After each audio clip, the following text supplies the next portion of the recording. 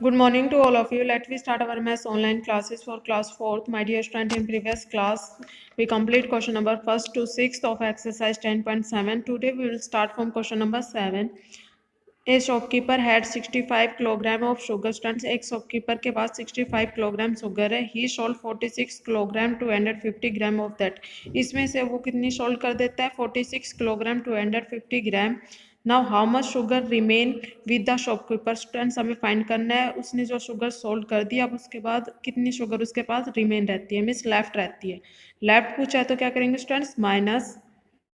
Now statement is shopkeeper had sugar. Shopkeeper के पास कितनी sugar है? 65 किलोग्राम.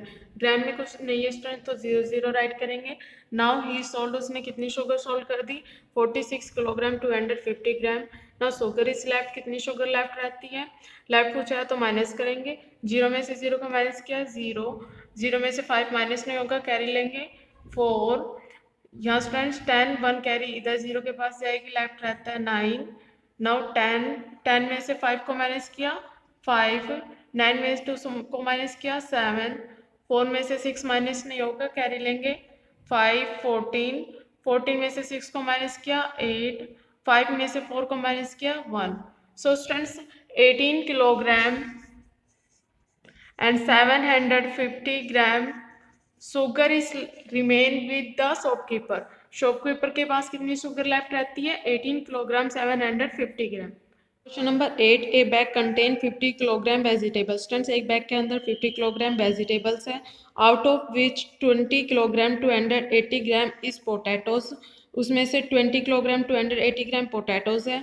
15 किलोग्राम 210 ग्राम्स वर cauliflowers और 15 किलोग्राम 210 ग्राम्स कॉलीफ्लावर्स है. And rest the were onions, और जो बाकी बच जाते थे वो क्या है? ओनियन थे. Now find the weight of onion in the bag. Students, हमें फाइंड करना है कि बैग के अंदर जो ओनियन है उसका वेट क्या है. स्टूडेंट, इस क्वेश्चन में हमें टोटल वेट गिवन है, उसमें से पोटैटो और कॉलीफ्लावर्स का वेट ऐड करके उसको माइनस कर देंगे, तो लेफ्ट जो आएगा वो ओनियन का वेट होगा. Now statement is weight of potatoes. Potatoes का वेट है 20 kilogram 280 gram. Now weight of cauliflowers. Cauliflowers का वेट है 15 ग्राम 210 ग्राम. नाउ स्टूडेंट्स, इन दोनों का टोटल वेट क्या होगा? टोटल पूछा तो इनका ऐड करेंगे. 0 में 0 को प्लस किया 0. 8 में 1 को प्लस किया 9. 2 में 2 को प्लस किया 4. 0 में 5 को प्लस किया 5. 2 में 1 को प्लस किया 3. सो स्टूडेंट, टोटल वेट पोटैटोज और कॉलीफ्लावर का क्या है? 25 किलोग्राम 490 ग्राम. नाउ स्टूडेंट्स, हमसे ओनियन का वेट पूछा है, तो हम टोटल जो वेजिटेबल्स का वेट है उसमें से पोटैटो और कॉलीफ्लावर के वेट को माइनस कर देंगे. Now total weight of vegetable 50 kilogram. Now इसमें से माइनस करेंगे पोटैटोज कॉलीफ्लावर के वेट्स को. Weight of onion left students क्या रहेगा? माइनस करेंगे. 0 में से 0 को माइनस किया 0. या 0 में से 9 माइनस नहीं होगा, कैरी लेंगे 4. 9 9 10. 10 में से 9 को माइनस किया 1. 9 में से 4 को माइनस किया 5. 9 में से 5 को माइनस किया 4. 4 में से 3 को माइनस किया 1. So student, the weight of onion is 14 kilogram 510 gram. Bag के अंदर ओनियन का कितना वेट रहता है? 14 kilogram 510 gram. I think students you understand. Now question number 9. One tin contains 15 liter 350 milliliter of oil and another tin contains 13 liter 870 milliliter. Student, one tin के अंदर oil है 15 litre 350 millilitre और दूसरी tin के अंदर oil है 13 litre 870 millilitre. Now find the total quantity of oil in the two teens. Students, हमें find करना है टोटल टू टीन्स के अंदर कितना ऑयल है. Now statement is oil in one tin. One tin के अंदर ऑयल है 15 litre 350 millilitre. Now oil in another tin, दूसरे टीन के अंदर ऑयल है 13 litre 870 millilitre. Now total oil, total पूछा तो स्टूडेंट्स प्लस करेंगे. 0 में 0 को प्लस किया 0. 5 में 7 को प्लस किया 12. 2 1 कैरी. 3 में 8 को प्लस किया 11 प्लस 1 कैरी 12. 2 1 कैरी. 5 में 3 को प्लस किया 8 प्लस 1 कैरी 9. 1 में 1 को प्लस किया 2. So student, total oil in two tins is 29 litre 220 millilitre. Two tins में टोटल कितना ऑयल है? 29 litre 220 millilitre. I think you understand. Now we do next question. Now question number 10, there was 75 litre of water in the tank stand. एक tank के अंदर 75 litre water था। If 52 litre 65 millilitre of water is use up, इसमें से यदि 52 litre 65 millilitre water use कर लिया जाता है, how much water remain in the tank stand, में बताना है टैंक के अंदर कितना वाटर रिमेन रहता है, मीन्स लेफ्ट रहता है। लेफ्ट पूछा है तो क्या करेंगे students, minus. Now statement is water in the tank, tank के अंदर वाटर था 75 लीटर, मिलीलीटर कुछ नहीं है स्टूडेंट्स, तो हमने 0 राइट किया। नाउ वाटर इज यूज्ड, इसमें से कितना वाटर यूज किया था, 52 litre 65 millilitre. Now water remain, कितना वाटर रिमेन रहता है, मीन्स लेफ्ट रहता है। लेफ्ट पूछा तो माइनस करेंगे। नाउ 0 में से 5 माइनस नहीं होगा, कैरी लेंगे। 4 9 9 एंड 10। 10 में से 5 को माइनस किया 5, 9 में से 6 को माइनस किया 3, 9 में से 0 को माइनस किया 9, 4 में से 2 को माइनस किया 2, 7 में से 5 को माइनस किया 2। So student water remain in the tank 22 litre 935 millilitre. Tank के अंदर कितना वाटर रिमेन रहता है, 22 litre 935 millilitre.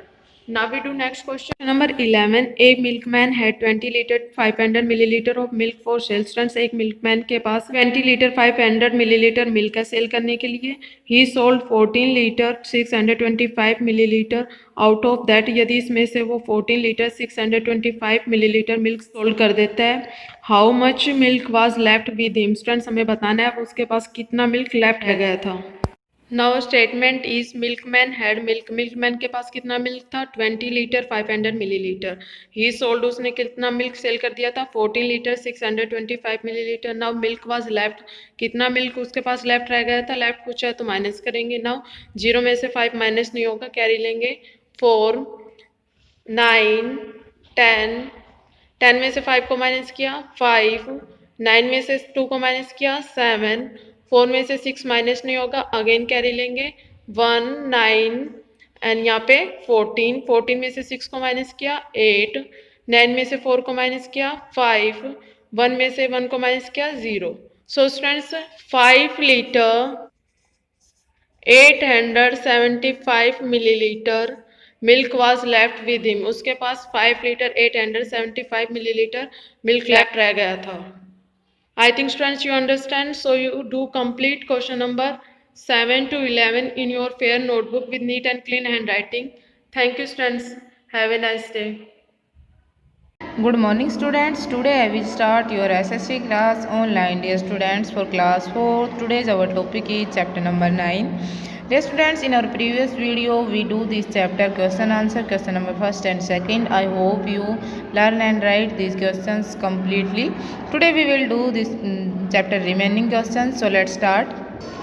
In our chapter number 9, our question number 3rd is name different types of forest. Question number 3 क्या है, name different types of forest, अलग अलग प्रकार के फॉरेस्ट के नेम बताने हैं। फर्स्ट इज आंसर डालेंगे हम, उसके अंदर फर्स्ट नंबर लिखेंगे evergreen forest, EVERGREEN evergreen, FORESTS forest. Second है thorn and scrub forest, THORN thorn and SCRUB scrub forest. Third लिखेंगे mountain forest, MOUNTAIN mountain forest. Fourth है tidal forest, TIDAL tidal forest. Now our question number 4 is what is the importance of wild life sanctuaries. जो wild life sanctuaries हैं उनकी क्या importance है। Wild life sanctuaries have been set up to protect the wild animals. Wild life जो sanctuaries हैं, वन्य जीवन जो अभ्यारण्य हैं, जो वो इसलिए बनाए गए हैं कि जो वाइल्ड एनिमल्स हैं, जंगली जो जीव हैं, उनको प्रोटेक्ट किया जा सके, सुरक्षित रखा जा सके। They are the natural habitat of wild animals. ये वाइल्ड एनिमल्स के लिए प्राकृतिक आश्रय स्थान होते हैं, प्राकृतिक आवास स्थान होते हैं। Wild sanctuaries have been set up to protect the wild animals. They are the natural habitat of wild animals. ये वाइल्ड एनिमल्स के लिए प्राकृतिक आवास स्थान हैं। So dear students, our last question है question number 5, differentiate between thorn and scrub forest. So बेटा आपको ये ध्यान रखना है, थॉर्न और जो स्क्रब फॉरेस्ट है वो सेम है, एक ही फॉरेस्ट के नेम है थॉर्न एंड स्क्रब। तो दोनों सेम चीज़ में से डिफरेंस हम कैसे बता सकते हैं? तो जो थॉर्न है इसकी जगह हम क्या लिख देंगे? Evergreen, EVERGREEN, evergreen. तो थॉर्न की जगह क्या लिखेंगे? Evergreen and scrub forest. Thorn को हम कट कर देंगे पेंसिल से अपनी बुक में। Differentiate between evergreen and scrub forest. Evergreen और स्क्रब फॉरेस्ट के अंदर हम डिफरेंस बताएंगे, क्योंकि थॉर्न और स्क्रब एक ही फॉरेस्ट के दोनों नेम हैं। सो डियर स्टूडेंट्स, क्या लिखेंगे इसकी जगह? Evergreen forest. इसको आप अपनी बुक में और नोटबुक में सही लिखेंगे। उसके बाद हेडिंग डालेंगे डिफ्रेंशिएट बिटवीन, क्वेश्चन लिखेंगे question number 5, differentiate between evergreen and scrub forest. Answer लिखेंगे एवरग्रीन फॉरेस्ट, हेडिंग डालेंगे these forest are green throughout the year. ये जो वन होते हैं ये पूरे साल कैसे रहते हैं? हरे भरे रहते हैं। These forest are green throughout the year. ये जो फॉरेस्ट है, ये जो वन है, ये पूरे साल हरे भरे रहते हैं। सेकेंड है स्क्रब फॉरेस्ट, या हम इसको थॉर्न फॉरेस्ट भी कह सकते हैं। This forest consist of thorny trees and scrub. ये जो फॉरेस्ट है इनके अंदर कांटेदार झाड़ियाँ होती हैं, कांटेदार पेड़ होते हैं और झाड़ियाँ होती हैं। तो क्या लिखेंगे स्क्रब एंड थॉर्न फॉरेस्ट में? These forest consist of thorny trees and scrub. यहाँ पर कांटेदार पेड़ और झाड़ियाँ पाई जाती हैं। So dear students, I hope you understand. इस क्वेश्चन के अंदर हम एवरग्रीन फॉरेस्ट को ऐड करेंगे, क्योंकि डिफरेंस दो अलग अलग फॉरेस्ट में बताया जा सकता है, इसीलिए हम लिखेंगे evergreen and scrub forest. Evergreen forest होते हैं these forest are green throughout the year, पूरे साल ग्रीन रहते हैं। स्क्रब फॉरेस्ट होते हैं these forest consist of thorn trees and scrubs. ये कांटेदार पेड़ और झाड़ियाँ इनके अंदर इंक्लूड होती हैं। So dear students, I hope you understand our chapter number 9 is complete, and you also learn and write this question in your fair notebook should be neat and clean handwriting. Thank you. Learn completely chapter number 9. Thank you. Good morning students, मैं Mukesh madam, आपकी हिंदी अध्यापिका MLP international school Rajpura से। बच्चों कक्षा 4 में हम कर रहे थे पाठ 12 विराम चिन्ह। ये पाठ मैं आपको पढ़ा चुकी थी। आज हम इसके अभ्यास कार्य करने वाले हैं। अभ्यास कार्य में हमारा पहला प्रश्न है, भाषा में विराम चिन्हों का क्या प्रयोग है? भाषा में विराम चिन्हों का क्या प्रयोग है? तो इसका उत्तर होगा, हम अपनी बात को लिखते समय जहाँ, जैसे, जितना रुकते हैं उसके अनुसार ही कुछ चिन्ह लगाने पड़ते हैं। ये चिन्ह ही विराम चिन्ह होते हैं। हम अपनी बात को लिखते समय जहाँ, जैसे, जितना रुकते हैं उसके अनुसार ही कुछ चिन्ह लगाने पड़ते हैं। ये चिन्ह ही विराम चिन्ह होते हैं। इसके बाद प्रश्न नंबर 6 हम कर चुके। तो बच्चों प्रश्न नंबर 6 हम पिछली वीडियो में कर चुके थे। अभी प्रश्न नंबर 6 करेंगे। नीचे लिखे वाक्यों में उचित विराम चिन्ह लगाइए। हमारे पास वाक्य है, वाह क्या खेल दिखाया। यहाँ वाह एक मन का भाव को प्रकट कर रहा है, तो यहाँ विस्मयादिबोधक चिन्ह लगेगा, और वैसे ही यहाँ पर क्या प्रश्न चिन्ह लगेगा। क्या खेल दिखाया, वाह क्या खेल दिखाया। तो ये एक प्रश्नवाचक वाक्य भी है, इसलिए यहाँ प्रश्न चिन्ह लगेगा और यहाँ विस्मयादिबोधक चिन्ह लगेगा। अगला वाक्य है, आप केवल अपनी कहते हो, दूसरों की सुनते नहीं। आप केवल अपनी कहते हो, इसके बाद हमने हल्का विराम लिया है तो यहाँ अल्प विराम लगेगा। दूसरों की सुनते नहीं, यहाँ बात पूरी हो गई है तो यहाँ क्या लगेगा? पूर्ण विराम लगेगा। आगे है, क्या एक ही आदमी सारे काम कर सकता है? इस वाक्य में प्रश्न पूछा गया है तो यहाँ पर प्रश्नवाचक चिन्ह लगेगा। ओह बहुत देर हो गई, यहाँ ओह के बाद विस्मय चिन्ह लगेगा और अंत में पूर्ण विराम। आगे है, दिन रात बस एक ही बात करते हो। दिन रात ये युग्म है, जोड़ा है और जोड़े के बीच में योजक चिन्ह लगता है। तो यहाँ पर योजक चिन्ह लगेगा और लास्ट में पूर्ण विराम लगेगा। अगला वाक्य है, महात्मा गांधी ने कहा था करो या मरो। महात्मा गांधी ने कहा था के बाद हल्का विराम लिया है, यहाँ अल्प विराम लगेगा। और किसी की कही हुई बात को वैसे का वैसा लिखने के लिए क्या लगता है, उद्धरण चिन्ह लगता है। उसी रूप में लिखने के लिए उद्धरण चिन्ह लगता है। तो यहाँ महात्मा गांधी का जो कथन है उसको हम उद्धरण चिन्ह में लिखेंगे इस तरह से, ठीक है। अगला प्रश्न है, नीचे लिखे वाक्यों में गलत विराम चिन्ह लग गए हैं, आप सही विराम चिन्हों का प्रयोग करके वाक्य को दोबारा लिखिए। पहला वाक्य है, आप सभी काम हमसे क्यों करवाते हैं। यहाँ प्रश्न पूछा गया है और इन्होंने क्या है, यहाँ पूर्ण विराम लगाया है, जबकि जब प्रश्न पूछा जाता है तो प्रश्नवाचक चिन्ह लगता है। इसलिए हम इसे वाक्य को दोबारा लिखेंगे, आप सभी काम हमसे क्यों करवाते हैं, और अंत में लगेगा प्रश्न चिन्ह। तेजी से कदम बढ़ाओ, यहाँ प्रश्न चिन्ह लगाया गया है, जबकि यहाँ बात पूरी हो गई है, किसी भी तरह का कोई प्रश्न नहीं पूछा गया है। तो यहाँ क्या लगेगा, तेजी से कदम बढ़ाओ, यहाँ पूर्ण विराम लगेगा।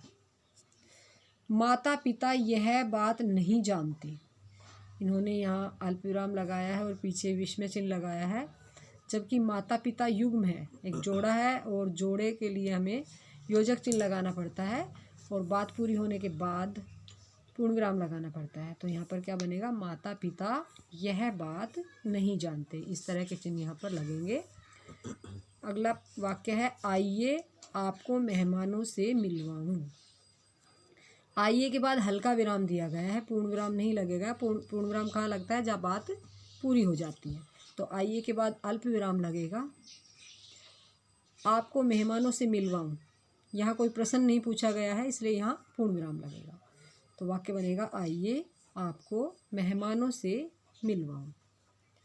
अगला वाक्य है, वाह क्या बात कही है। यहाँ योजक चिन्ह नहीं लगेगा, यहाँ विस्मय चिन्ह लगेगा वाह के बाद और अंत में पूर्ण विराम। अगला वाक्य है, अध्यापक जी बोले, मोहन, रोहन और कबीर इधर आओ। अध्यापक जी बोले के बाद हल्का विराम लिया गया, इसलिए यहाँ अल्प विराम लगेगा। और उसके बाद अध्यापक जी की कही हुई बात है, तो किसी की कही हुई बात मैंने आपको बताया था किस में लिखी जाती है, उद्धरण चिन्ह में। तो अल्प विराम के बाद उद्धरण चिन्ह स्टार्ट होगा। मोहन के बाद हल्का विराम है, मोहन, फिर अल्प विराम, रोहन और कबीर इधर आओ के बाद पूर्ण विराम आएगा और उद्धरण चिन्ह बंद हो जाएगा। तो इस तरह से ये वाक्य बनेगा। तो बच्चों, ये प्रश्न मैंने आपको कराए, ये प्रश्न आपको अपनी नोटबुक में सुंदर राइटिंग में लिखने हैं और याद करने हैं। तो बच्चों, कल फिर मिलते हैं, तब तक के लिए धन्यवाद। Good morning to all of you. Welcome to MLP YouTube classes. Today we discuss our chapter number 40, Music Stars. Dear students, in this chapter we have some music stars. Music have the capacity to refresh us within a few minutes. Students, you all know, music में अपने अंदर एक खूबी होती है कि वो हमारे माइंड को कुछ मिनटों में रिफ़्रेश कर देते हैं। Given below are the pictures of some famous music stars. हमारे चैप्टर में काफ़ी म्यूज़िक स्टार्स की पिक्चर गिवन है। आइडेंटिफाई देम, उनको आपको आइडेंटिफाई करना है। You can take help from the help box. We have help box in our end of chapter. इसकी हेल्प से हमें अपनी पिक्चर्स को रिकॉग्नाइज करना है और इनका नेम राइट करना है। Let's start. See first picture in our chapter. आप देख सकते हैं ये पिक्चर किसकी है, AR Rahman, ARREHMAN Rahman, AR Rahman.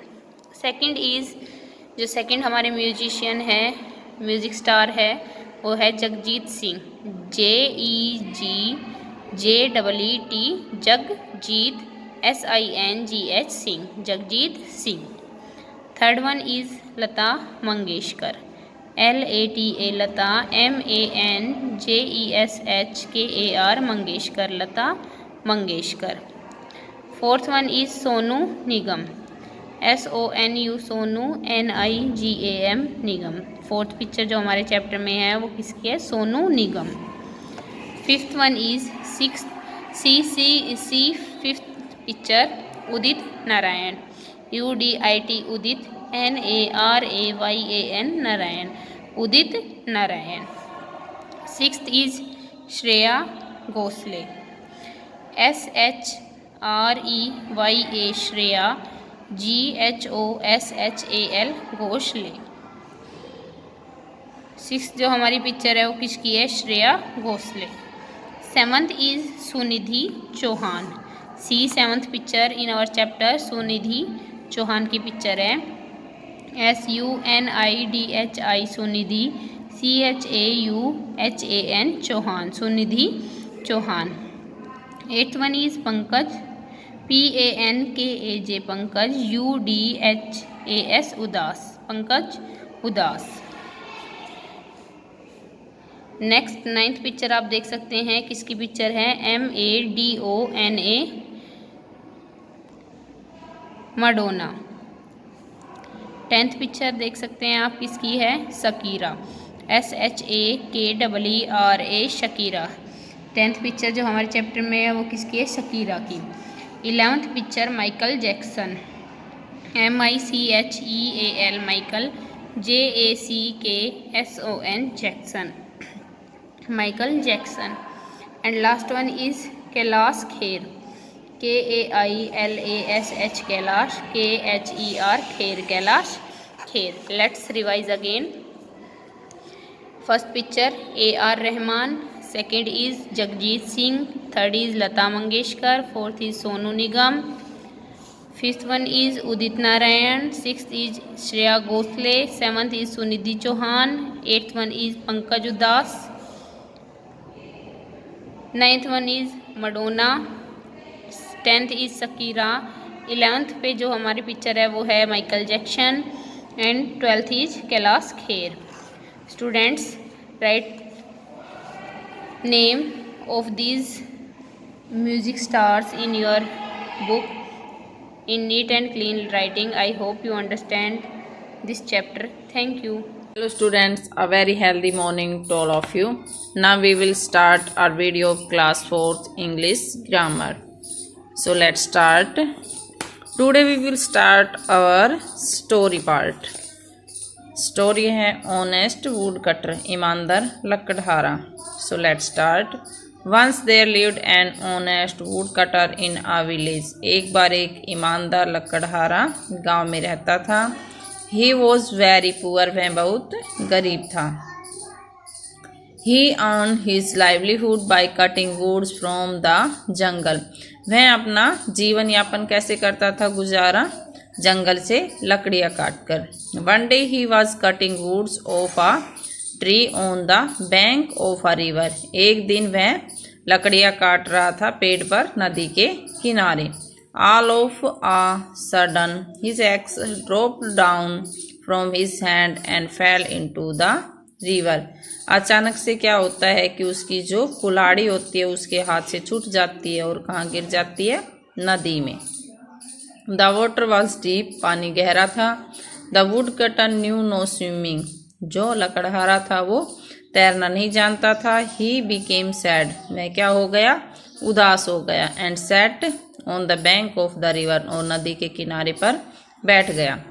In the meantime the god of river appeared before him. इसी बीच क्या होता है? जो क्या होते हैं? नदी के देवता god of river उनके सामने प्रकट होते हैं. Knowing the reason, कारण को जानते हुए, of his sadness, उदासी के, he went into the river, वो नदी में जाते हैं, and brought a golden axe, और क्या लाते हैं? एक सोने की कुल्हाड़ी. But the honest woodcutter refused to accept it. लेकिन जो ईमानदार लकड़हारा है वो इसे लेने से क्या कर देता है? इनकार कर देता है. He again went into the river and came out with a silver axe. और फिर वह जो नदी के देवता होते हैं, जल देवता, वो दोबारा से किस में जाते हैं? पानी में जाते हैं. और एक किसके साथ बाहर आते हैं? एक जो चांदी की सिल्वर की कुल्हाड़ी होती है उसके साथ.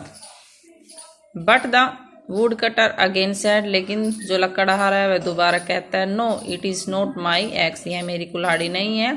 थर्ड टाइम, तीसरे समय, the god of river brought his original axe. जो उसकी वास्तविक कुल्हाड़ी है वो लेकर आते हैं।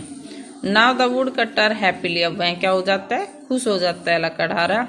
एक्सेप्टेड द सेम, उसे क्या करता है, स्वीकार कर लेता है।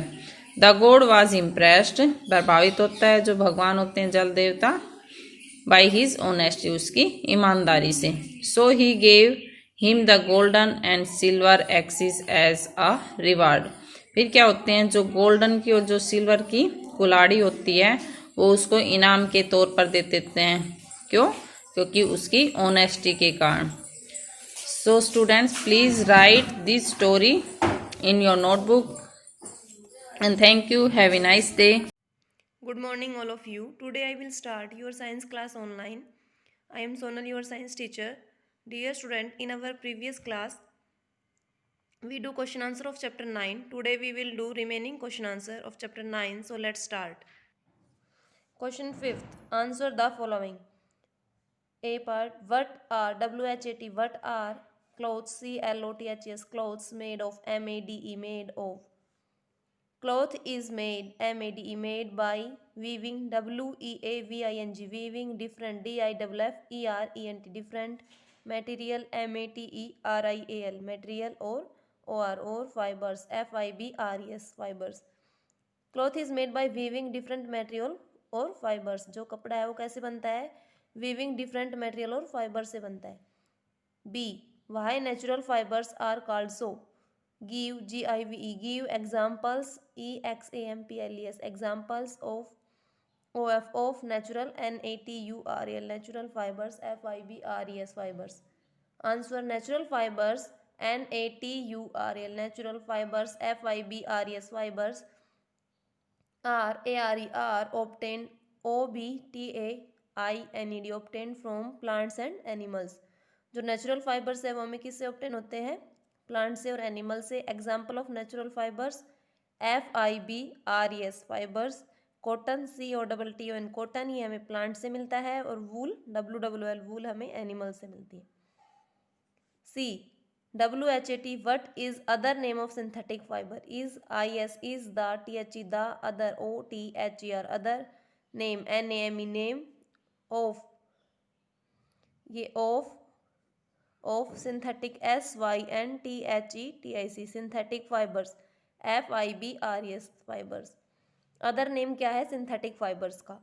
Give example of synthetic, SYNTHETIC, synthetic fibers, FIBRES fibers. THE, the other name of synthetic fiber is artificial fiber. The, THE, the, other, OTHER, other, name, NAME, name, of synthetic, SYNTHETIC, synthetic fiber. FIBRE fiber is, is artificial, ARTIFICIL, artificial fiber, FIBRE fiber. Example, nylon, NYLON, nylon, polyester, POLYESTER, polyester. Thank you student, I hope you understand. You also learn and write these question answer in your fair notebook. Thanks.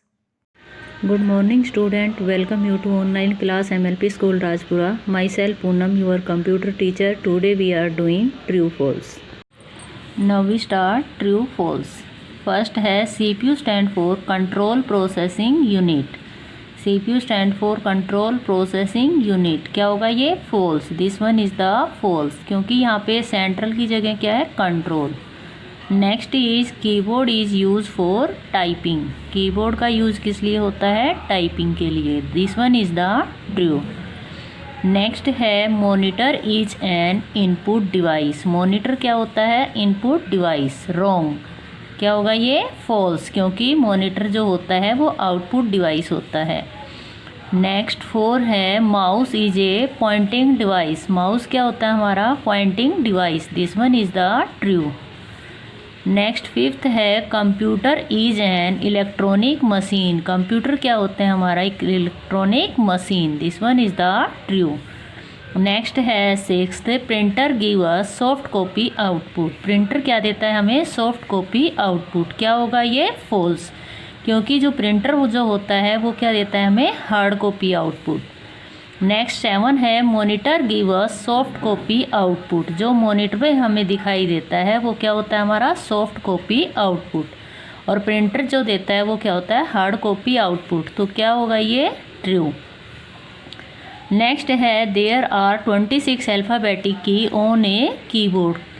Keyboard पे 26 alphabetic की, alphabetic कौन सी होती है की A to Z, तो 26 alphabetic की होती है, तो क्या होगा ये ट्रू।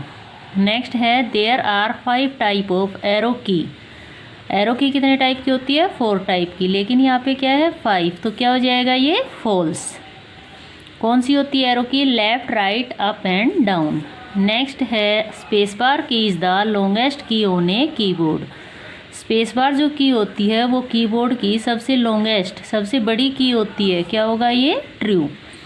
नेक्स्ट है देयर आर 12 फंक्शन की ऑन ए कीबोर्ड। कीबोर्ड पे 12 फंक्शन की होती है, फंक्शन की कौन सी होती है F1 से F12, तो क्या होगा ये ट्रू। नेक्स्ट है keyboard is an output device. Keyboard जो होता है वो आउटपुट डिवाइस होता है, नहीं, तो क्या होगा ये फॉल्स। नेक्स्ट है printer is an output device. Printer जो होता है वो क्या होता है हमारा output device. So every student do this work in fair notebook. Thank you. Have a nice day.